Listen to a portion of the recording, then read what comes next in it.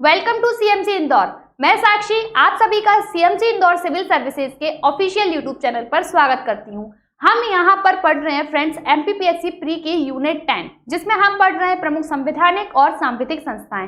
तो फ्रेंड्स आज का हमारा टॉपिक है राष्ट्रीय बाल अधिकार संरक्षण आयोग। यहाँ पर हम इस आयोग के अंतर्गत पढ़ेंगे कि कब इसका गठन किया गया, कैसी इसकी प्रकृति होती है, क्या इसकी पृष्ठभूमि रही है, क्यों इसको गठित करने का ऐसा रीजन रहा है। तो आइए जानते हैं फ्रेंड्स इसके बारे में। सबसे पहले तो देखो क्या हुआ था।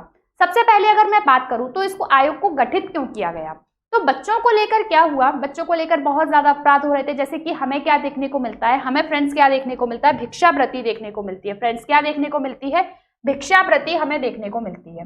ठीक है, हमें भिक्षावृत्ति देखने को मिलती है। बच्चों के साथ कोई भी यौन दुर्व्यापार, ठीक है, बालाश्रम, बाल मजदूरी, बाल विवाह, अब ये सारे के सारे जो क्राइम है, हीनियस क्राइम जो होते हैं, वो हमें किसके खिलाफ देखने को मिलते हैं, बच्चों के खिलाफ देखने को मिलते हैं।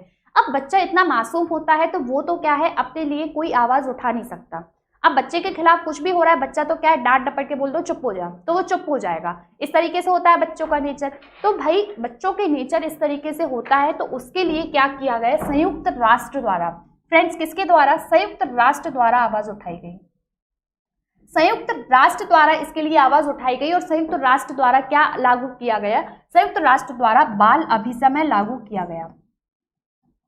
कि मतलब यहाँ पर आपको क्या करना है, बच्चों की सुरक्षा के लिए हर राष्ट्र को एक कानून का निर्माण करना है। क्या किया गया, संयुक्त राष्ट्र में सबसे पहले बैठक हुई, फिर उस बैठक में वो बोलते हैं कि भाई बच्चों को लेकर इस तरीके के हीनियस क्राइम हो रहे हैं, तो क्या करना चाहिए, संयुक्त राष्ट्र को कदम उठाना चाहिए। संयुक्त राष्ट्र के मेंबर जब सब एग्री हुए तो संयुक्त राष्ट्र के लिए क्या लाया गया, संयुक्त राष्ट्र में बाल अधिकार अभिसमय लागू किया गया। उसके बाद फ्रेंड्स क्या होता है, अब जब बाल अभिसमय लागू हुआ तो भारत ने तुरंत ही हस्ताक्षर नहीं किए थे। भारत भी संयुक्त राष्ट्र के सदस्यों में से है, भारत भी संयुक्त राष्ट्र की सदस्यता ग्रहण करता है। तो यहाँ पर भारत ने हस्ताक्षर नहीं किए, भारत ने काफी टाइम बाद किए। लेकिन यहाँ पर जो बाल अभिसमय पर हस्ताक्षर हुए उसे सभी राष्ट्रों ने क्या किया फ्रेंड्स, एग्री किया। क्यों किया, कि भाई बच्चों पर जो भी हीनियस क्राइम है वो ना रोका जाए, वो जो हीनियस क्राइम है सॉरी रोका ना जाए, वो किसी भी तरीके से रोका जाए, है ना। किसी भी तरीके से हम बच्चों पर कोई भी क्राइम हो रहा है तो वो हम रोकें। बच्चों पर कोई भी गलत अत्याचार, उनका कोई शोषण ना करे, उनको कोई बेचे ना, उनसे कोई भीख ना मंगवाए, कोई भी उनसे मजदूरी ना करवाए, घरेलू हिंसा का शिकार वो ना हो। तो बच्चों से इस प्रकार की कोई भी कृत्य ना हो, इसके लिए संयुक्त राष्ट्र ने क्या किया, पहल करने की शुरुआत की। उसके बाद जो बाकी के राष्ट्र हैं उन्होंने क्या किया, अपनाया। उसके बाद जैसे कि बात करते हैं जैसे कि इसकी पृष्ठभूमि की, हम सबसे पहले पढ़ेंगे इसके बैकग्राउंड के बारे में कि कब इसका क्या हुआ, गठन किया गया। जब हम इसके गठन की बात करते हैं फ्रेंड्स, तो इसका गठन कब किया गया था, जो बाल अधिकारों के लिए क्या होता है, सबसे पहले संयुक्त राष्ट्र द्वारा समझौता किया जाता है। कि मैंने आपको बताया संयुक्त राष्ट्र एक्टिव होता है कि बाल अधिकारों पर, मतलब जो बच्चों को भी क्या दिए जाने चाहिए, अधिकार दिए जाने चाहिए, क्योंकि कोई उनको दे ही नहीं रहा है, कोई उनकी सुन भी नहीं रहा और उन पर क्या हो रहा है, बहुत ज्यादा हीनियस क्राइम हो रहा है। तो इसलिए संयुक्त राष्ट्र क्या करता है, संयुक्त राष्ट्र एक समझौता करता है। कब करता है फ्रेंड्स, 20 नवंबर 1989 को, कि सारे के सारे जो राष्ट्र हैं, पूरे संयुक्त राष्ट्र के जो सदस्य देश हैं, वो मिलकर क्या करेंगे, बाल बच्चों के हितों में काम करेंगे। बच्चों के खिलाफ कोई भी गतिविधि ना हो, ऐसे कार्य वहां पर किए जाएंगे। तो कब होता है, 20 नवंबर 1989 को होता है। आपको डेट ध्यान रखना है, यहां से हमसे क्वेश्चन पूछा जा सकता है। नेक्स्ट है, अब बच्चा मानोगे किसे आप एक बच्चे को डिफाइन करोगे, क्या 1-2 साल के बच्चे, तो बिल्कुल नहीं। संयुक्त राष्ट्र ने जिसकी आयु 18 वर्ष से कम है फ्रेंड्स, कितनी, 18 मतलब 18 ईयर से जिसकी एज कम है, उसको क्या माना गया है, उसको एक बच्चे के रूप में, व्यक्ति नहीं बच्चे के रूप में परिभाषित किया है। बच्चे के रूप में उसको क्या किया गया है, यहाँ पर परिभाषित किया गया है कि भाई जो 18 वर्ष, जिसकी 18 वर्ष से कम आयु है, वो क्या है, एक बच्चा है। ठीक है, किसने, यूनाइटेड नेशन ने। फिर जब ये अभिसमय समझौता लागू होता है कब, 20 नवंबर 1989 को, तो सारे के सारे राष्ट्रों ने उस पर हस्ताक्षर कब करते हैं, तो फ्रेंड्स सारे के सारे राष्ट्र इकट्ठा होते हैं और उस पर क्या करते हैं, सिग्नेचर करते हैं। तो उस पर सिग्नेचर करने का काम किया गया था 2 सितंबर 1990 को। कितना फ्रेंड्स, 2 सितंबर 1990 को। सबसे पहले बैठक कब होती है, 20 सितंबर 1989 को। 20 में से तुम 20 नवंबर 1989 को क्या होती है, बैठक होती है। कब, 20 नवंबर, 20 नवंबर। अब 20 में से तुम एक 0 हटा दो और नवंबर का कर दो दिसंबर, तो 2 दिसंबर 1990 को क्या होता है, संयुक्त राष्ट्र जो होते हैं सदस्य वो बाल अधिकार अभिसमय लेकर आते हैं, उस पर क्या होता है, हस्ताक्षर करते हैं। फिर अब भारत, इतनी जल्दी भारत ने हस्ताक्षर नहीं किए, भारत ने पहले सोचा समझा कि भाई मैं इस पर हस्ताक्षर करूंगा तो कुछ गलत इम्पैक्ट तो नहीं जाएगा, क्या इस पर हस्ताक्षर करना सही है, क्या मैं जो नियम है मैं उनको लागू कर पाऊंगा कि नहीं, इन नियम कायदे कानूनों पर चल पाऊंगा या फिर नहीं। तो भारत क्या करता है, सीआरसी पर हस्ताक्षर कब करता है, 11 दिसंबर 1992 को। फ्रेंड्स कब, 11 दिसंबर 1992 को भारत द्वारा सीआरसी जो चाइल्ड प्रोटेक्शन एक्ट है, मतलब सीआरसी पर क्या करता है, भारत हस्ताक्षर करता है। Commission protection of child right, national commission of protection of child rights, ठीक है, national commission for protection of child rights. राष्ट्रीय बाल अधिकार संरक्षण आयोग भारत सीआरसी पर commission for child right act पर क्या करता है, भारत हस्ताक्षर करता है। Commission for protection of child right पर क्या करता है, भारत हस्ताक्षर करता है। फिर क्या होता है, 20 जनवरी 2006 को, 20 जनवरी 2006 को क्या होता है, बाल अधिकार आयोग के लिए एक अधिनियम पारित होता है। भारत, अब वहां पर क्या बोला गया था कि वहां पर बोला गया था कि आप राष्ट्रीय बाल अधिकार संरक्षण के लिए, बाल अधिकारों के संरक्षण के लिए आप क्या करो, अधिनियम का निर्माण करो कि आपने सही तरीके से काम नहीं किया है। तो केंद्र सरकार क्या करती है, बाल अधिकार संरक्षण अधिनियम पारित करती है। फ्रेंड्स कब, 2005 में। 2005 में जब अधिनियम पारित करती है, उसके तहत 20 जनवरी 2006 को वो क्या आता है, अधिनियम कब आया, 2005 में, और पारित कब होता है, वो पारित होता है 20 जनवरी 2006 को। कब फ्रेंड्स, अधिनियम पारित होता है 20 जनवरी 2006 को, राष्ट्रीय बाल अधिकार संरक्षण आयोग अधिनियम, ठीक है। ये थी हमारी पृष्ठभूमि। पृष्ठभूमि में हमने क्या पढ़ा, सबसे पहले पढ़ा 20 नवंबर 1989 को क्या होता है, 20 नवंबर 1989 को संयुक्त राष्ट्र क्या करता है, बाल अधिकार पर एक समझौता करता है। फिर उसके बाद क्या होता है, 2 सितंबर 1990 को क्या होता है फ्रेंड्स, 2 सितंबर 1990 को संयुक्त राष्ट्र द्वारा यूनाइटेड नेशन क्या करता है, समझौते को लागू करता है। अब भारत के द्वारा अभी क्या किया गया था, भारत के द्वारा लागू नहीं किया गया था, भारत कब करता है, 11 दिसंबर 1992 को। फ्रेंड्स कब भारत करता है, कब, 11 दिसंबर 1992 को भारत क्या करता है, साइन करता है, किस पर, इस अभिसमय पर। और उसके तहत 2005 में सीआरसी लेकर आता है, ठीक है, क्या लेकर आता है, राष्ट्रीय बाल अधिकार संरक्षण आयोग अधिनियम लाता है, कब, 2005 में, और उसे पारित कब करता है, पारित करता है 20 जनवरी 2006 को। कब पारित करता है फ्रेंड्स, उसे 20 जनवरी 2006 को पारित करता है। ये तो थी क्या, हमारी पृष्ठभूमि थी। अब आप कहोगे पारित किया है तो इस दिन इसे लागू नहीं किया गया था। फ्रेंड्स इस दिन इसे लागू नहीं किया गया था, लागू करने की डेट अलग है। लागू करने की डेट है हमारी 20 जनवरी 2006 को क्या करता है, पारित करता है। देखो 20 जनवरी 2006 को क्या किया, इसने पारित किया है। अब इसके लागू करने की जब हम डेट देखते हैं, लागू करने की इसकी डेट है हमारी जैसे, अब इसके तहत क्या करता है, इसके तहत जो हमारा राष्ट्रीय बाल अधिकार संरक्षण आयोग अधिनियम बना, उसके तहत ये क्या करता है, national commission for protection of child right, राष्ट्रीय बाल अधिकार संरक्षण आयोग NCPC, ठीक है, national commission for child right act बनाता है। राज्य बाल अधिकार संरक्षण आयोग बनाता है SC state child right protection commission, और बाल न्यायालय जुवेनाइल कोड बनाता है, ठीक है, ये बनाता है 3। और इसको बनाता है राष्ट्रीय बाल अधिकार संरक्षण आयोग को धारा 3 के तहत, राज्य बाल अधिकार संरक्षण आयोग को 3 के बाद 17, और बाल न्यायालय बनता है धारा 25 के तहत। इसके तहत क्या करता है, इन तीनों का गठन किया जाता है। किसके तहत, जो हमारा राष्ट्रीय बाल अधिकार संरक्षण आयोग बना था 2005 के तहत, उसे पारित कब किया गया, 20 जनवरी 2006 को। उसके तहत हमारा राष्ट्रीय बाल अधिकार संरक्षण आयोग बनता है, राज्य बाल अधिकार संरक्षण आयोग बनता है, और बाल न्यायालय का गठन किया जाता है।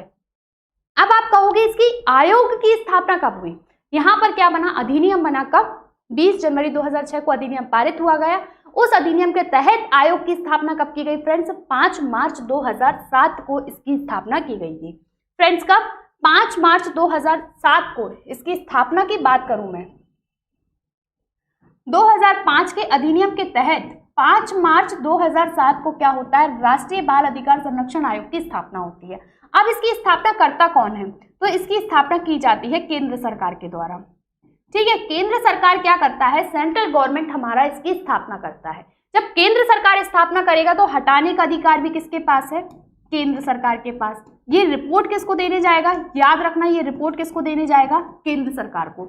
ये 3 पॉइंट्स आपके हुए। कौन नियुक्त करेगा, केंद्र सरकार। हटाएगा कौन, केंद्र सरकार। रिपोर्ट किसको देने जाएगा, केंद्र सरकार को। 3 पॉइंट्स हमारे फिक्स है।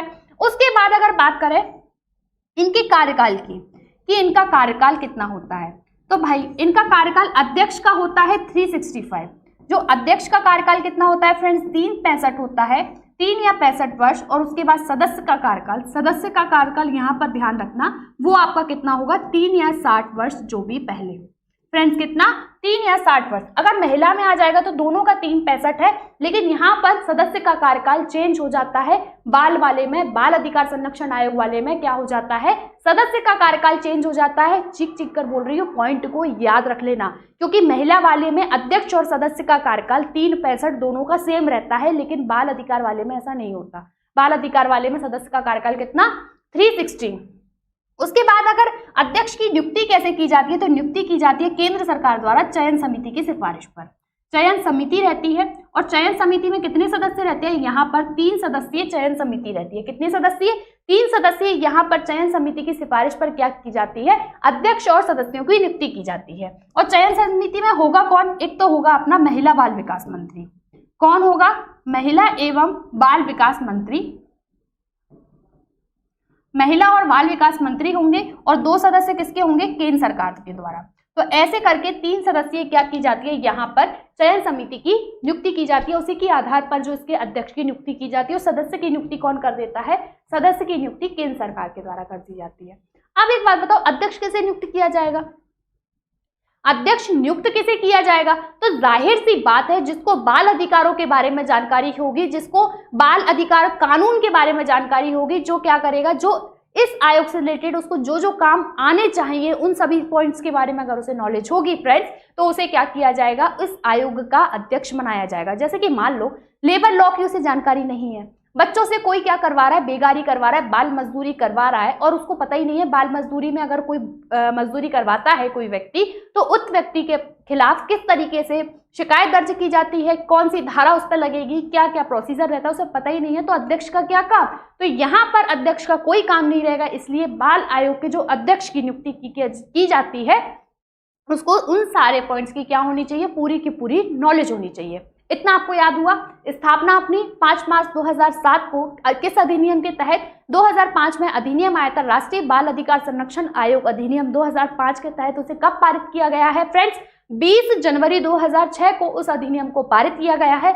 नियुक्ति कौन ने करी, केंद्र सरकार ने। हटाएगा कौन, केंद्र सरकार। और उसके बाद हटाने का अधिकार वही जो हम महिला में पढ़ते आ रहे, दिवालिया है, अपने पद का दुरुपयोग किया है, या फिर क्या कहते हैं लाभ के पद पर पाया जाता है, ये जो सारे पॉइंट्स होते हैं कॉमन पॉइंट्स हर एक में है, वही सेम इसमें है। ठीक है, या खुद ही मना कर दे। अगर वो खुद मना कर देते हैं तो त्याग पत्र किसको सौंपते हैं, अपना किसको सौंपेंगे, केंद्र सरकार को। जो कीवर्ड्स पॉइंट है वो ये ध्यान रखना है, रिपोर्ट केंद्र सरकार, हटाना केंद्र सरकार, नियुक्ति केंद्र सरकार, कार्यकाल 365 वर्ष, सदस्य का कार्यकाल 360 वर्ष, और 365 वर्ष जो होता है वो चयन समिति इसमें है। महिला आयोग में ध्यान रखना चयन समिति नहीं थी, यहाँ पर क्या रखी गई है, आपको एक चयन समिति रखी गई है। और सदस्य का कार्यकाल कितना है फ्रेंड्स, सदस्य का कार्यकाल है 3 या 60 वर्ष, जो भी पहले हो। ठीक है, इतना हमें याद रखना है।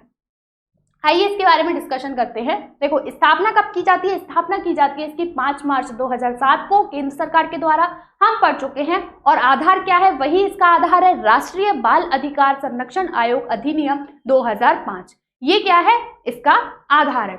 और इसकी प्रकृति कैसी है, अब जब देखो अधिनियम के तहत स्थापित होगा, तो कोई भी आयोग जो अधिनियम के तहत स्थापित हुआ है उसकी प्रकृति कैसी होगी फ्रेंड्स, उसकी प्रकृति सांविधिक प्रकृति का वो निकाय होगा। तो इसकी प्रकृति कैसी है, सांविधिक ये निकाय है। और इसका हेडक्वार्टर कहाँ है, हेडक्वार्टर इसका नई दिल्ली में है।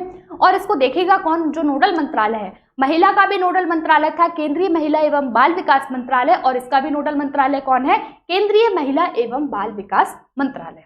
तो यहाँ पर हमने कौन कौन से पॉइंट्स पढ़े, यहाँ पर हमने पढ़ा स्थापना कब हुई फ्रेंड्स, 2005 के अधिनियम के तहत 5 मार्च 2007। ध्यान से डेट याद रखनी है भाई, 5 मार्च 2007 इंपोर्टेंट डेट है। ठीक है, मोस्ट इंपोर्टेंट लगा लेना। इसकी स्थापना कब होती है? 5 मार्च 2007 को। किस अधिनियम के तहत हुई? ठीक है, अधिनियम के तहत होती है, 2005 के अधिनियम के तहत इसका आधार था। इसकी प्रकृति कैसी है? क्यों अधिनियम के तहत होती है तो प्रकृति कैसी हो गई फ्रेंड्स? सांविधिक प्रकृति का हो गया। उसके बाद नियुक्ति कौन करता है? केंद्र सरकार। अब ये बताओ, ये इस आयोग का हेडक्वार्टर, सारे के सारे आयोग का हेडक्वार्टर कहाँ पर है फ्रेंड्स? नई दिल्ली में। उसके बाद हमसे पूछ लिया जाए कौन इसका मंत्रालय करेगा, नोडल मंत्रालय कौन है जो इसका कामकाज देखेगा?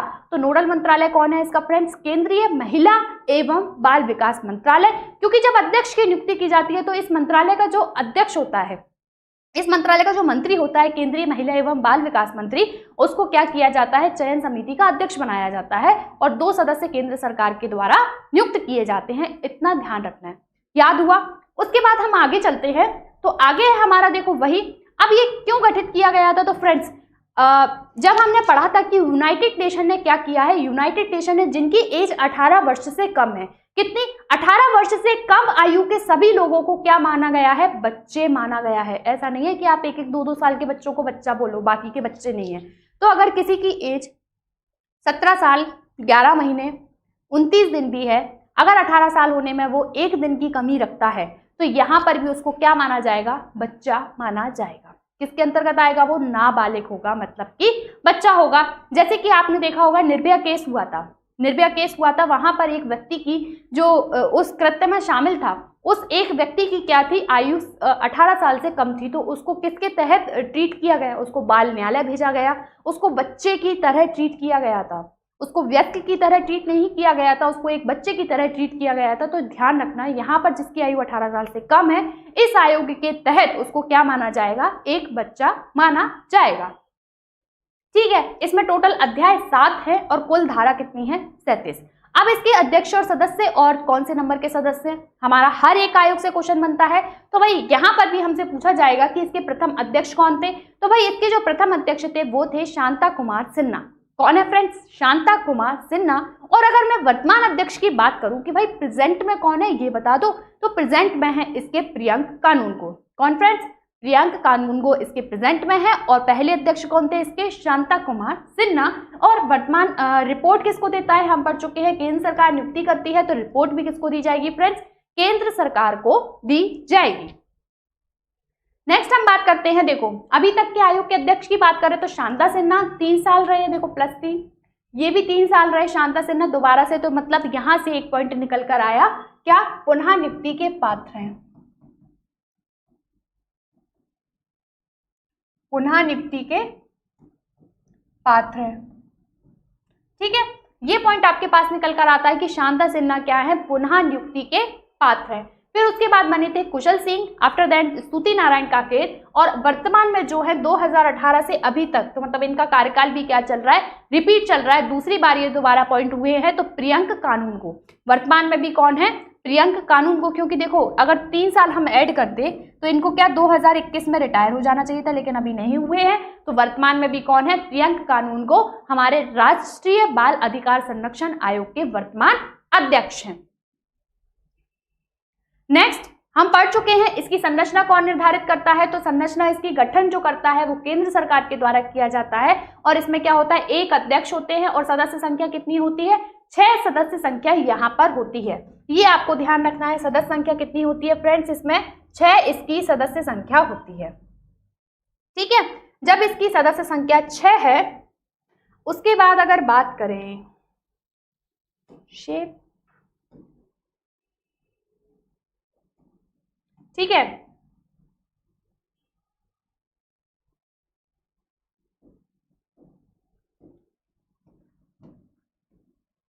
यहां पर ध्यान रखना, इसमें जो सदस्य हैं, एक तो हमारा अध्यक्ष होगा और जो सदस्य हैं उनमें से कम 2 महिलाएं क्या होंगी? अवश्य होंगी। कम से कम 2 महिलाओं का होना कंपलसरी है, वही क्या चुना जाएगा? इसके सदस्य में शामिल होंगी। तो यहाँ पर 1 अध्यक्ष होगा, 6 सदस्य होंगे। अगर मैं अध्यक्ष की बात करूं, किसकी फ्रेंड्स? अगर मैं अध्यक्ष की बात करूं तो अध्यक्ष को क्या? बाल अधिकारों के बारे में जानकारी होनी चाहिए। किसके बारे में? बाल अधिकारों की क्या होनी चाहिए? उसे जानकारी होनी चाहिए। उसके बाद सदस्य की बात करें तो सदस्य में भाई बाल अधिकार संरक्षण आयोग है, तो यहाँ पर कम से कम 2 महिला होनी चाहिए। हमने महिला आयोग पढ़ा था तो वहां पर अध्यक्ष के बारे में पढ़ा था कि जो अध्यक्ष वो हमेशा कौन होगी, एक महिला होगी। और यहाँ पर जो सदस्य है उस सदस्य में इन्होंने क्या किया है, जो बाल अधिकार आयोग है उसमें कम से कम 2 महिला को होना कंपलसरी रखा गया है। देखो क्या उन सदस्यों की योग्यता है कि ऐसी क्या योग्यता है सदस्यों की, तो बालकों के कल्याण के लिए उत्कृष्ट काम किया हो। जैसे कि मान लो कैलाश सत्यार्थी जी हैं, कैलाश सत्यार्थी जी क्या कर रहे हैं, बालकों के कल्याण के लिए क्या कार्य कर रहे हैं, उत्कृष्ट तरीके से कार्य कर रहे हैं। तो एक तरीके से हम ऐसे भी बोल सकते हैं। तो उन्होंने क्या किया, बालकों के कल्याण के लिए उत्कृष्ट कार्य किया हो, शिक्षा से संबंधित ज्ञाता हो, उनको नॉलेज हो अच्छा खासा एजुकेशन के बारे में। उसके बाद बाल स्वास्थ्य एवं देखभाल, चाइल्ड हेल्थ एंड केयर, उसके बारे में भी नॉलेज हो। जैसे कि बच्चे हैं, छोटे बच्चे आते हैं मेंटली डिसेबल या फिर बहुत ज्यादा पीड़ित आते हैं, तो उन्हें स्वास्थ्य के बारे में क्या है, बहुत अच्छे तरीके से नॉलेज होना चाहिए।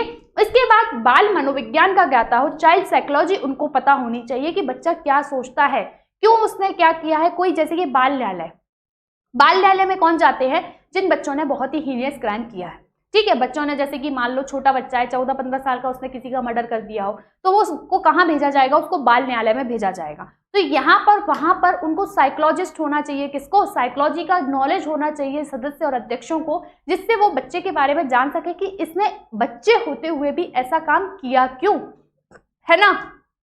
तो यहाँ पर उन्हें बाल मनोविज्ञान का ज्ञाता होना चाहिए और बाल श्रम व बच्चों में तनाव के उन्मूलन हेतु उन्होंने कार्य किया होना चाहिए। तो ये सारी क्या है, उसकी एबिलिटीज है कि भाई शिक्षा का नॉलेज होना चाहिए, साइकोलॉजी का ज्ञान होना चाहिए, बालक के कल्याण के लिए काम किया होना चाहिए, कानून के बारे में जानकारी होनी चाहिए, बच्चों से संबंधित जितने भी कानून है वो सारी की सारी नॉलेज उनको होनी चाहिए। और बाल श्रम और बच्चों में तनाव उन्मूलन की, उन्होंने मान लो डिप्रेशन में आकर कुछ काम कर दिया है, तो यहाँ पर वो डिप्रेशन को दूर कैसे करेंगे, तो डिप्रेशन को दूर कैसे किया जाता है उसके बारे में भी क्या होनी चाहिए, नॉलेज होनी चाहिए। ठीक है, ये आपको याद हुआ। नेक्स्ट हम जाते हैं कि नियुक्ति कौन करता है। देखो नियुक्ति का हम पढ़ चुके हैं, नियुक्ति कौन करता है, अध्यक्ष और सदस्य। सदस्यों की नियुक्ति केंद्र सरकार के द्वारा की जाती है और अध्यक्षों की जो नियुक्ति है वो किसके द्वारा की जाती है, केंद्र सरकार द्वारा चयन समिति की सिफारिश पर। ठीक है, on the recommendation of the selection committee. अब सिलेक्शन कमिटी में होता कौन कौन है, तो चयन समिति कितने सदस्य, नेक्स्ट क्वेश्चन हमसे पूछ सकते हैं कितने सदस्य है, भाई बता दो जल्दी से। तो सदस्य वो होती है 3 सदस्यीय, कितने फ्रेंड, 3 सदस्यीय समिति होती है और एक अध्यक्ष होता है, केंद्रीय महिला एवं बाल विकास मंत्री होता है, और 2 सदस्य उनको कौन नियुक्त करता है, केंद्र सरकार द्वारा। फ्रेंड्स 2 सदस्यों को यहाँ पर नियुक्त किया जाता है। उसके बाद सेवा शर्तें ये पढ़ चुके हैं। देखो अध्यक्ष की 365, यहाँ पर ध्यान देना, अध्यक्ष की कितनी सेवा शर्तें हैं, 365 और सदस्यों की कितनी है, 360। ठीक है, अध्यक्ष की 365, सदस्यों की 360 और अधिकतम 2 बार पद धारण कर सकते हैं। सिर्फ इनका क्या है, एक क्राइटेरिया है, सिर्फ 2 बार, सिर्फ 2 बार ही क्या किया जा सकता है, पद को धारण किया जा सकता है। अगर 2 साल 2 बार अपना कार्यकाल पूरा कर लिया है, जैसे शांता कुमार सिन्हा 2 बार रहे हैं, अगर उन्होंने क्या किया 2 बार पद पूरा कर लिया है, जैसे कि हमने इस स्लाइड में पढ़ा था, यहाँ पर शांता सिन्हा को क्या है 2 बार अपॉइंट कर दिया गया था। ठीक है, तो अधिकतम 2 बार ही किया जा सकता है, नहीं तो तीसरी बार भी कर देते, इनको बनते चलते, तो नहीं, ऐसा नहीं होगा, सिर्फ 2 बार अपने पद को धारण ये कर सकते हैं। नेक्स्ट है, ठीक है, और त्यागपत्र किसको देंगे, ये त्यागपत्र दिया जाएगा केंद्र सरकार को और वेतन और भत्ते भी कौन करेगा, केंद्र सरकार द्वारा तय किए जाएंगे। लेकिन एक बार अगर ये अपॉइंट हो गए, एक बार वेतन भत्ते इनके केंद्र सरकार ने तय कर दिए, तो नियुक्त हो जाने के बाद उन वेतन और भत्तों में कोई भी चेंज नहीं किया जा सकता। नियुक्ति के बाद कोई भी अलाभकारी परिवर्तन उसमें नहीं होगा। एक बार अपॉइंट हो चुके तो बस वेतन फिक्स हो चुका, अब कोई चेंज नहीं हो सकता, एक बार हो गया फिक्स है भाई। तो यहाँ पर वेतन और भत्ते केंद्र सरकार द्वारा नियुक्त किए जाएंगे और नियुक्ति के बाद कोई भी अलाभकारी परिवर्तन वहां पर नहीं किया जाएगा।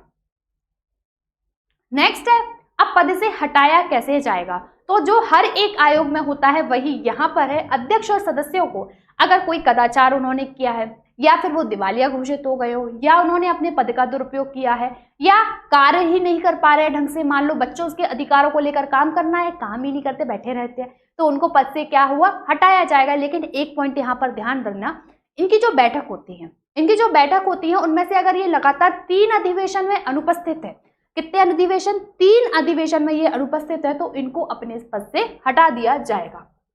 बढ़ते हैं कि देखो साबित कदाचार या फिर असमर्थता लगातार 3 बैठक में अनुपस्थित होने पर, ये पॉइंट आपको यहाँ पर हाईलाइट कर लेना है बहुत ही अच्छी तरीके से। कितनी बैठक में? 3 बैठक में यहाँ पर अगर वो अनुपस्थित होते हैं तो उनको क्या किया जाएगा? अपने पद से हटा दिया जाएगा। और इसके अलावा मान लो इनकी कोई पोस्ट खाली हो जाती है, अभी अपने पद पर नहीं रहते हैं, इनकी पोस्ट क्या हो जाती है? खाली हो जाती है। जैसे कि मान लो कौन है वर्तमान में? प्रियंक कानूनगो। प्रियंक कानूनगो का पोस्ट ये अपनी रिजाइन कर देते हैं, ठीक है। रिजाइन करने के बाद अगर इनकी पोस्ट पे अभी कोई नहीं है तो 90 दिन के भीतर, कितने फ्रेंड्स? 3 माह या फिर 90 दिन के भीतर, 90 दिन के भीतर क्या करना पड़ेगा? पोस्ट को फिल करना पड़ेगा, रिक्त पदों को भरा जाएगा। कोई भी रिक्त पद यहाँ नहीं रहेगा और दिवालिया होने की दशा में पद से हटा देंगे, या फिर किसी अन्य वैतनिक नियोजन में लगे हो, कहीं और से सैलरी पा रहे हुए, या फिर कर्तव्य से इनकार कर दिया हो कि हम ऐसा काम नहीं करेंगे, अपने कर्तव्यों को करने से ही इनकार कर दिया हो इन्होंने।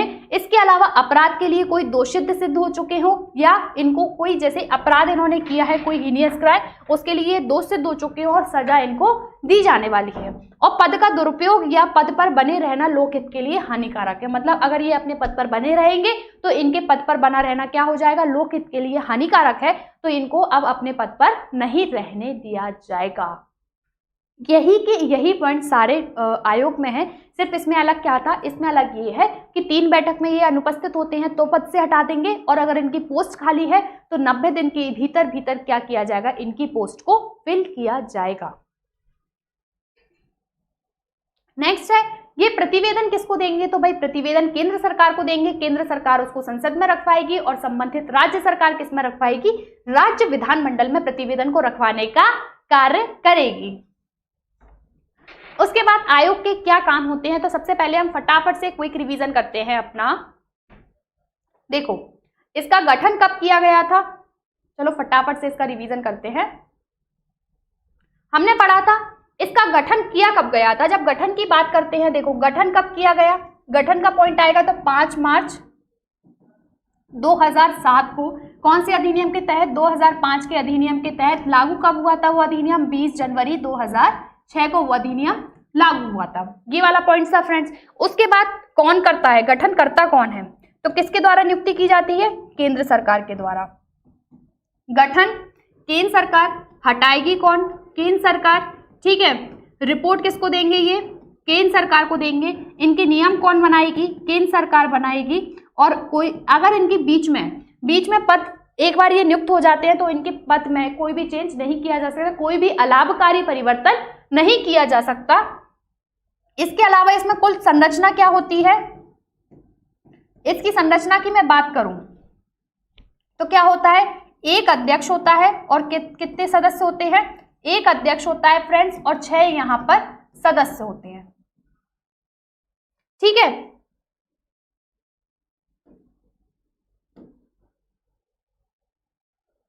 एक अध्यक्ष होता है और 6 यहां पर सदस्य होते हैं। एक अध्यक्ष हो गया और 6 सदस्य हो गए। सदस्य में क्या हो गया? 2 महिला होंगी।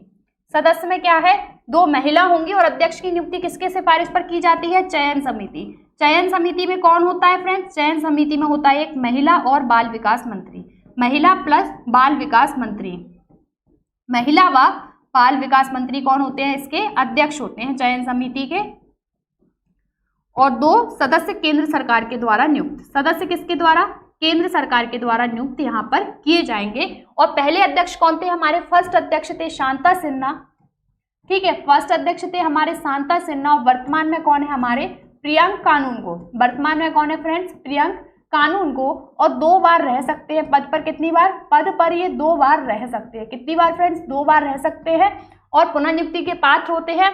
इसके अलावा अगर इसमें और क्या पॉइंट्स हमारा छूट रहा है? गठन हो चुका, नियुक्ति हो चुकी, पदावधि हो चुकी। पदावधि, हाँ पदावधि इनकी कितनी होती है फ्रेंड्स? इनकी अगर मैं पदावधि की बात करूं, पदावधि होती है इनकी अध्यक्ष की होती है 365 और सदस्य की कितनी होगी? सदस्य की होगी 360। सदस्य की पदावधि कितनी होगी? 360 और अध्यक्ष की कितनी होगी? 365, ठीक है। ये हमारा सारा का सारा महिला आयोग बाल अधिकार आयोग हमारा हो चुका, ठीक है। सिर्फ इतने ही कीवर्ड से देखो, गठन हो चुका, आधार हो चुका, हेडक्वार्टर नई दिल्ली में, प्रकृति इसकी सांविधिक प्रकृति हो चुकी और 0 से 18 वर्ष का माना जाएगा। रिपोर्ट केंद्र सरकार को दी जाएगी। 7 इसमें अध्याय हैं। पहले थे हमारे शांता सिन्हा, वर्तमान में है हमारे प्रियंक कानूनगो, एक अध्यक्ष, 6 सदस्य, कम से कम 2 महिला होंगी। उसके बाद ये की योग्यता थी कि बाल अधिकारों का उत्कृष्ट ज्ञान हो, शिक्षा संबंधी ज्ञाता हो, बाल मनोविज्ञान का ज्ञाता हो, बाल श्रम और बच्चों में तनाव के उन्मूलन हेतु उसने क्या किया है, कार्य किया हो। नियुक्ति कौन करता है, अध्यक्ष, और केंद्र सरकार सदस्य की क्या करता है, केंद्र सरकार करती है चयन समिति की सिफारिश पर। 3 सदस्यीय इसकी चयन समिति हो चुकी, केंद्रीय महिला एवं बाल विकास मंत्री, और सदस्य 2 केंद्र सरकार के द्वारा, और सदस्य की नियुक्ति केंद्र सरकार द्वारा की जाती है। पदावधि 365, सदस्य की 365 हो चुकी, 2 बार पद धारण कर सकते हैं, अधिकतम 2 बार। और त्याग पत्र किसको देंगे, केंद्र सरकार को। वेतन भत्ते किसके द्वारा निर्धारित किए जाएंगे, केंद्र सरकार के द्वारा निर्धारित किए जाएंगे। और पद से कौन हटाएगा, पद से केंद्र सरकार हटाएगी, अध्यक्ष और सदस्य को। ये सारे के सारे नियम हैं हमारे। अब बात करते हैं प्रतिवेदन भी किसको दिया जाएगा, केंद्र सरकार को प्रतिवेदन दिया जाएगा। केंद्र सरकार उस प्रतिवेदन या रिपोर्ट को कहां पर रखवाएगी, संसद में, और संबंधित राज्य सरकार रिपोर्ट को कहां पर रखवाएगी, राज्य विधानमंडल के अंतर्गत। नेक्स्ट है हमारा कि आयोग क्या क्या कार्य करता है। अब जब बात आती है कि आयोग काम क्या करता है, तो फ्रेंड्स देखो, 6 से 14 वर्ष के बच्चों के अधिकारों में समानता के साथ ही मुफ्त और अनिवार्य शिक्षा और बाल मजदूरी पर रोक लगाता है। ठीक है, सबसे पहले क्या है, जो हमारा 86वां संविधान संशोधन आया था 2002, कब फ्रेंड्स, 86वां संविधान संशोधन 2002 आया था। उसमें बोला गया था कि एक आर्टिकल 21A जोड़ा गया, और क्या बोला गया कि 6 से 14 वर्ष के जो बालक है उनको क्या दिया जाए, अनिवार्य शिक्षा दी जाए, मुफ्त और अनिवार्य शिक्षा। ठीक है, अब ये पॉइंट बोला गया, तो ये बाल आयोग क्या देखेगा, क्या बच्चों को अनिवार्य शिक्षा मिल रही है, क्या बच्चों को अनिवार्य शिक्षा मिल रही है कि नहीं मिल रही, और कहीं पर वो बाल मजदूरी में लिप्त तो नहीं है। ये इस आयोग के द्वारा देखा जाएगा। और उसके बाद बाल अधिकार संरक्षण के लिए अगर कानून के तहत किसी कानून के तहत दिए गए बचाव की जांच और समीक्षा करना, मतलब अगर कोई कानून है, ठीक है, कानून यहाँ पर ऐसा कहता है कि बच्चों के अधिकारों का हनन हो रहा है, तो वो क्या करेगा, उस कानून की समीक्षा करेगा और सरकार को सलाह देने का कार्य करेगा, और केंद्र सरकार के समक्ष क्या करेगा, रिपोर्ट प्रस्तुत करेगा, और बाल अधिकारों के उल्लंघन के मामलों की भी क्या करेगा, ये बाल अधिकारों का उल्लंघन होता है तो जांच करेगा, रिपोर्ट केंद्र सरकार को देगा। उसके बाद हमने पॉइंट पढ़ा किसी कानून के बचाव और उसकी जांच की फ्रेंड्स क्या करेगा, समीक्षा करने का काम करेगा। और अगर मान लो जैसे विशेष देखभाल की जरूरत वाले बच्चों से जुड़े मामलों की देखभाल और उपचारात्मक उपाय सुझाना, जैसे कि विशेष देखभाल वाले बच्चे मतलब कौन होते हैं, जो कि सोचने समझने की क्षमता जिन बच्चों के अंदर खुद नहीं होती है। ठीक है, जो बच्चे खुद से नहीं सोच समझ सकते, तो उन बच्चों को किस तरीके से देखभाल की जाए, आपको क्या योजना लानी चाहिए। जैसे कि हमारे यहाँ योजना चल रही है फ्रेंड्स, कौन सी, मुख्यमंत्री बाल हृदय योजना।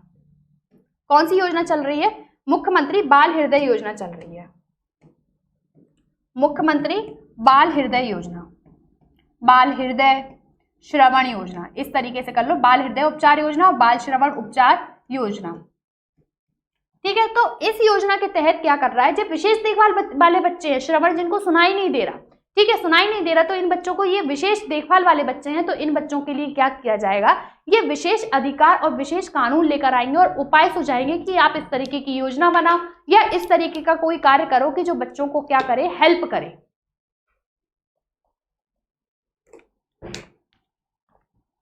ठीक है, नेक्स्ट है हमारा, इसके अलावा ये करेगा कि बाल अधिकारों के क्षेत्र में क्या शोध किया जाना चाहिए, या फिर ठीक है, क्या आप उन अधिकारों के संवर्धन के लिए आप क्या कर सकते हो।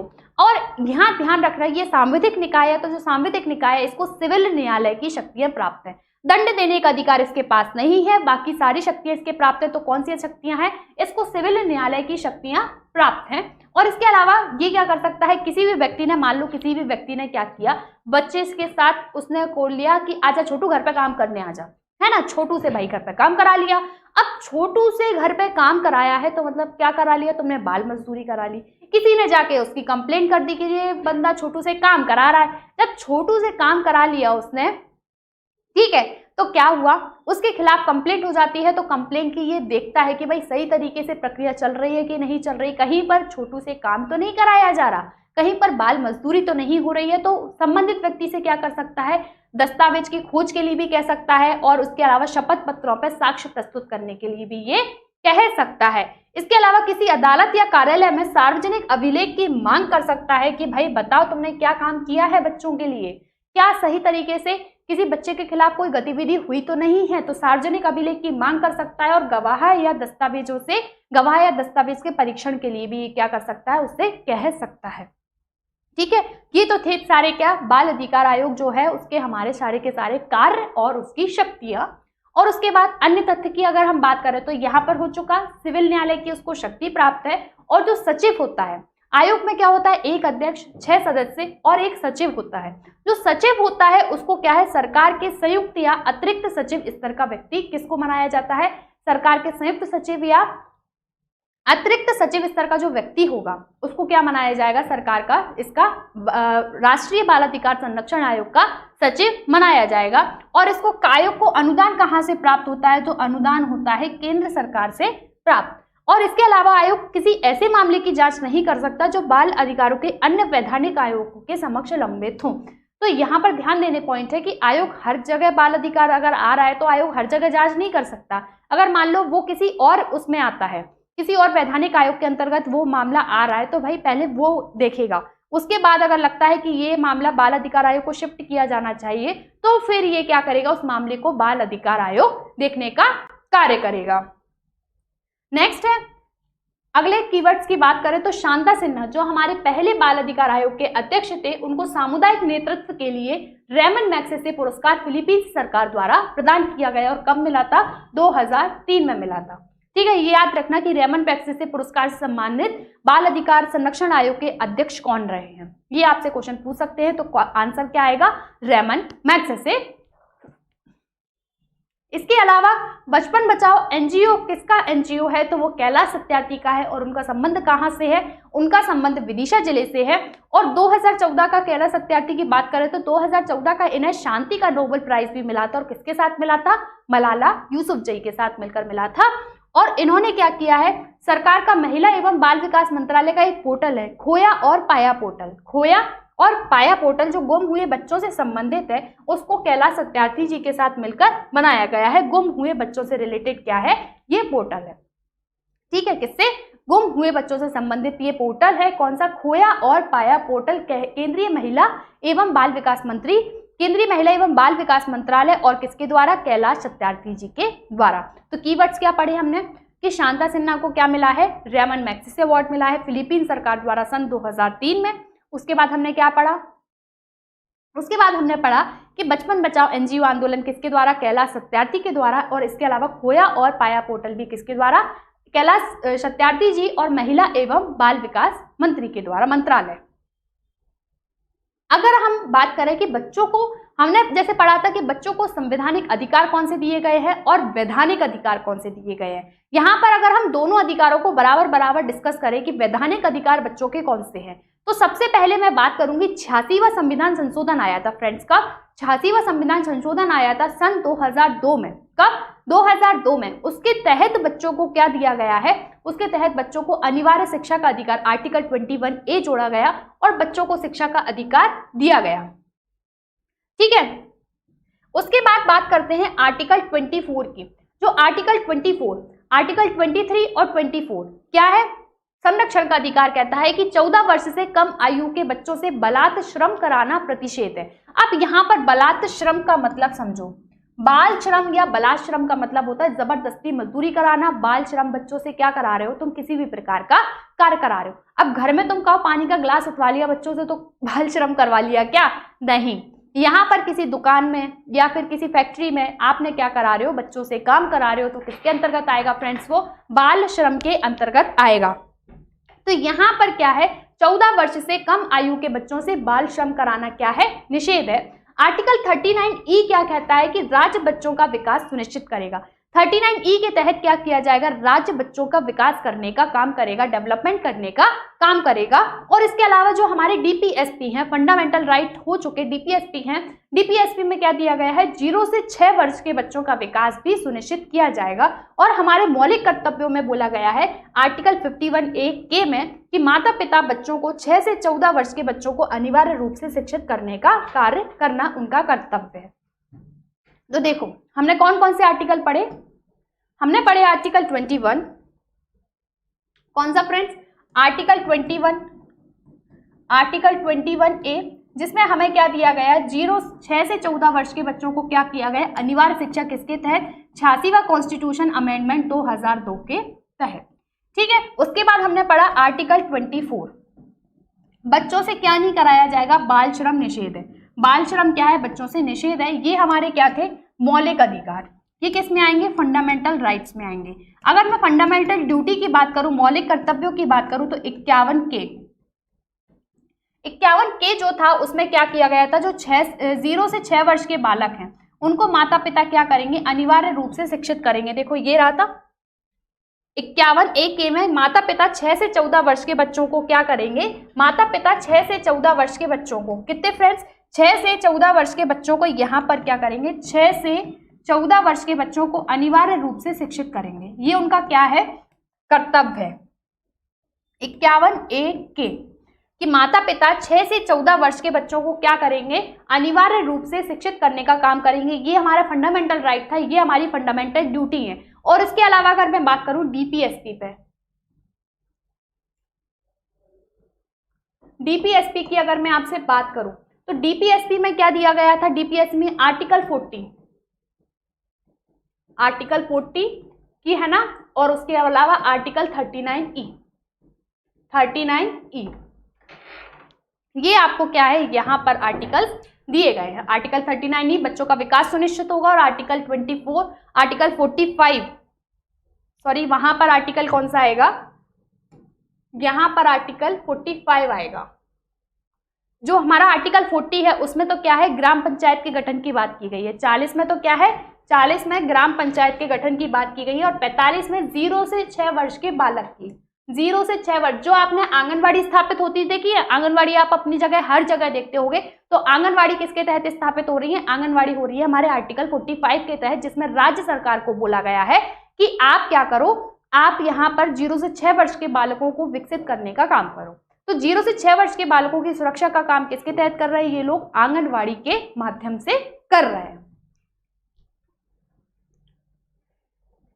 नेक्स्ट है हमारा वैधानिक संरक्षण। ये पढ़े थे हमने संवैधानिक संरक्षण के बारे में, अब हम पढ़ रहे हैं कि वैधानिक संरक्षण कौन सा दिया गया है। तो वैधानिक संरक्षण देखो कौन से है, बाल श्रम पर प्रतिषेध अधिनियम आया था 1986 में, अनैतिक व्यापार निवारण अधिनियम आया है 1956 में, वैधानिक सेवा प्राधिकरण आया है 1987 में। यह बच्चों को निःशुल्क कानूनी सेवाएं उपलब्ध कराएगा। जो वैधानिक सेवा प्राधिकरण है उसके तहत बच्चे क्या करेंगे, अगर बच्चों के खिलाफ कोई भी कार्रवाई होती है, कार्रवाई इन द सेंस कि अगर बच्चे के खिलाफ, जैसे कि आप क्या करो, मजदूरी करा रहे हो, बच्चा अपना केस खुद तो लड़ने नहीं जाएगा, तो यहाँ पर बच्चे को निःशुल्क कानूनी सेवा कौन उपलब्ध कराएगा, लोक सेवा प्राधिकरण।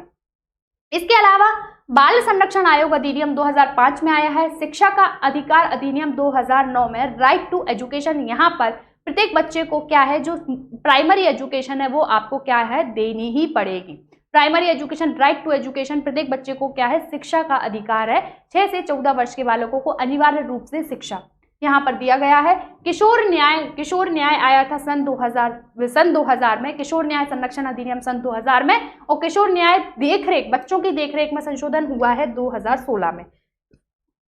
यहाँ पर आपसे क्या है, वैधानिक जो हमारे संरक्षण दिया गया है, तो सन पूछ सकते हैं कि कब आया है। जैसे किशोर न्याय संरक्षण विधेयक कब आया है, 2000 में, उसमें संशोधन कब हुआ है, 2016 में। अनैतिक व्यापार अधिनियम 1987 में, वैधानिक सेवा 1987 में, अनैतिक व्यापार 1956 में। ठीक है, अनैतिक व्यापार 1956 में, विधिक सेवा प्राधिकरण कब है, वैधानिक सेवा प्राधिकरण 1987 में, और बाल श्रम प्रतिषेध अधिनियम कब, 1986 में।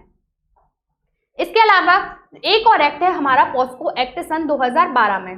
पॉस्को एक्ट की अगर मैं बात करूं तो लैंगिक अपराधों से बालकों का संरक्षण अधिनियम किया गया है। यहाँ पर protection of children, full form है protection of children from sexual offence, protection of children from sexual offence act आया है। इसमें संशोधन क्यों पूछा जा सकता है कि ये कब आया था, 2012 में आया है, और संशोधन कब हुआ है फ्रेंड्स, इसमें 2019 में। 2019 में क्या है, इसमें संशोधन हुआ है, और एक क्या पॉइंट ऐड हुआ है कि अगर 12 साल से कम उम्र के बच्चों के साथ अगर कोई दुष्कर्म करता है, रेप करता है, तो उसको क्या किया जाएगा, फांसी की सजा दे दी जाएगी।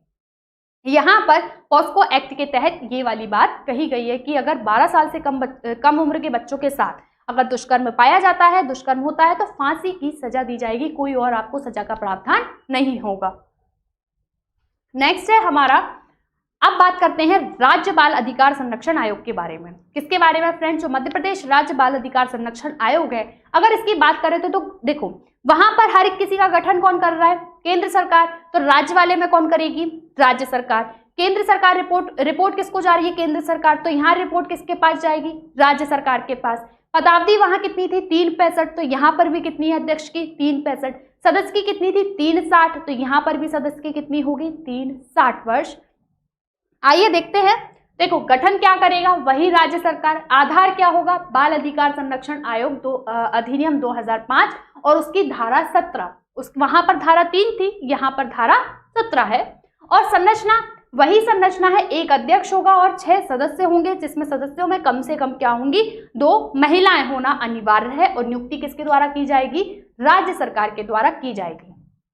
देखो फ्रेंड्स समझो, गठन हो चुका, ठीक है, नियुक्ति हो चुकी, पदावधि हो चुकी,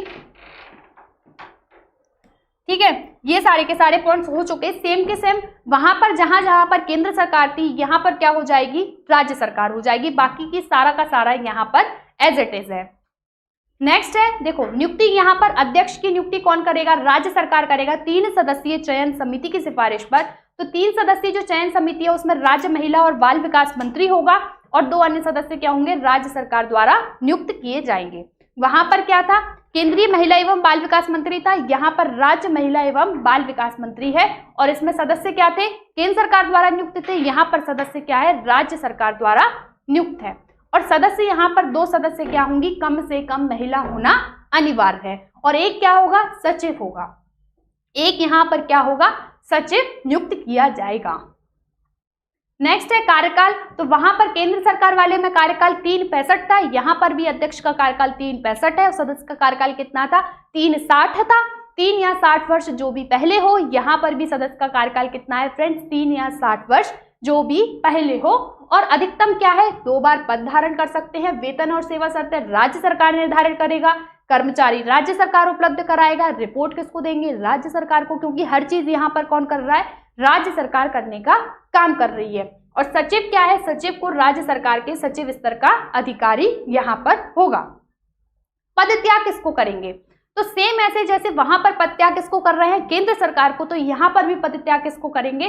कार्यकाल खत्म होने से पहले राज्य सरकार को कर सकते हैं, या फिर अगर उन उक्त जो दिवालिया घोषित किया गया हो, अपने पद का सही तरीके से निर्वहन नहीं कर रहा हो, इस जो सारे के सारे हमने पॉइंट पढ़े थे पद त्याग के, वही सेम की सेम कहाँ होंगे? राज्य सरकार में होंगे। इसके बाद राज्य सरकार को संबोधित कर अपने पद का त्याग पत्र कभी भी कर सकता है, या फिर राज्य सरकार को लगता है तो साबित कदाचार या अक्षमता के आधार पर पद से हटा सकता है। और सेवानिवृत्ति के पश्चात पुनः पद पर नियुक्त नहीं किया जा सकता। 2 बार का है, किंतु 2 बार से अधिक नहीं। क्या है? पुनः पद पर नियुक्त हो सकते हैं लेकिन 2 बार से ज्यादा नहीं हो सकते। सेम की सेम कैसा है? केंद्र सरकार के जैसा है। अब बात करते हैं, हमने पढ़ा था उधर क्या किया जाएगा? बाल बच्चों के लिए बाल न्यायालय की स्थापना की जाएगी। किसकी स्थापना फ्रेंड्स? बाल न्यायालय की स्थापना की जाएगी। किसके लिए? बच्चों के लिए। कि भाई बच्चों के लिए, क्योंकि उनको क्या था? वैधानिक संरक्षण था 1987 के अधिनियम के तहत। क्या किया गया था? उन्हें निःशुल्क और कानूनी सहायता प्रदान की गई थी। तो यहाँ पर राज्य सरकार द्वारा हाईकोर्ट के मुख्य न्यायाधीश की सहमति से, किसकी? ध्यान देना, हाईकोर्ट के मुख्य न्यायाधीश मतलब हाईकोर्ट का जो चीफ जस्टिस है उसकी सहमति से राज्य क्या करेगा? प्रत्येक जिले में बाल न्यायालय का गठन किया जाएगा। कहां पर? प्रत्येक जिले में क्या होगा? बाल न्यायालय का गठन किया जाएगा। धारा आएगी 25, ठीक है। और राज्य सरकार क्या करेगी? 7 वर्षों के अनुभव वाले व्यक्ति को इसमें लोक अभियोजन नियुक्त करेगी, ठीक है। कि भाई केस लड़ने के लिए जैसे वकील उपलब्ध कराया जाएगा, तो किसको नियुक्त करेगा बाल न्यायालय में? राज्य सरकार। जिसको 7 ईयर्स का क्या है? एक्सपीरियंस है, उस लॉयर को, उस वकील को यहाँ पर क्या किया जाएगा? लोक अभियोजक नियुक्त किया जाएगा, ठीक है। पब्लिक प्रोसिक्यूटर नियुक्त किया जाएगा धारा 26 के तहत। उसके बाद मध्य प्रदेश अगर बाल अधिकार संरक्षण आयोग की बात करें तो यहाँ की स्थापना हुई थी मध्य प्रदेश बाल अधिकार संरक्षण आयोग की 22 दिसंबर 2007 को। कब हुई है फ्रेंड्स स्थापना? उसकी स्थापना हुई है 22 दिसंबर 2000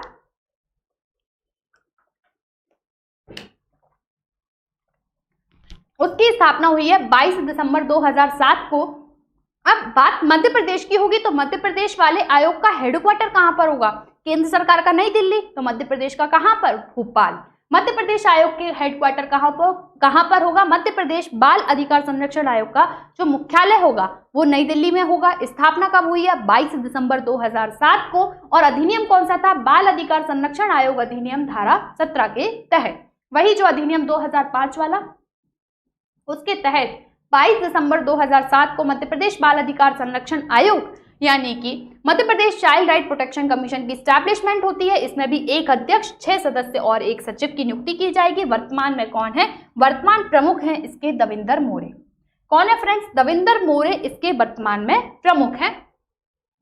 इसके बाद जो 22 दिसंबर 2007 को बाल अधिकार संरक्षण आयोग अधिनियम 2005 की धारा 36 की उपधारा 1 और 2 में शक्तियों का प्रयोग करते हुए मध्य प्रदेश सरकार द्वारा मध्य प्रदेश बाल अधिकार संरक्षण आयोग नियम 2007 राजपत्र में प्रवर्तित किए गए। मध्य प्रदेश बाल अधिकार संरक्षण आयोग नियम कब आया है? ये आप ध्यान रखना, कब आया है फ्रेंड्स? 2007 में। 2007 में मध्य प्रदेश बाल अधिकार संरक्षण आयोग नियम आया है। और इसके अलावा कार्यकाल कितना होता है? तो वही इसका 365 और सदस्य का कार्यकाल कितना होता है? 3 या 60 वर्ष, जो भी पहले हो। ये था हमारा कौन सा आयोग के बारे में आज हमने डिटेल स्टडी की। हमने आज पढ़ा मध्य प्रदेश और राष्ट्रीय बाल अधिकार संरक्षण आयोग के बारे में। तो बाल अधिकार संरक्षण आयोग के बारे में हम कंप्लीट पढ़ चुके हैं।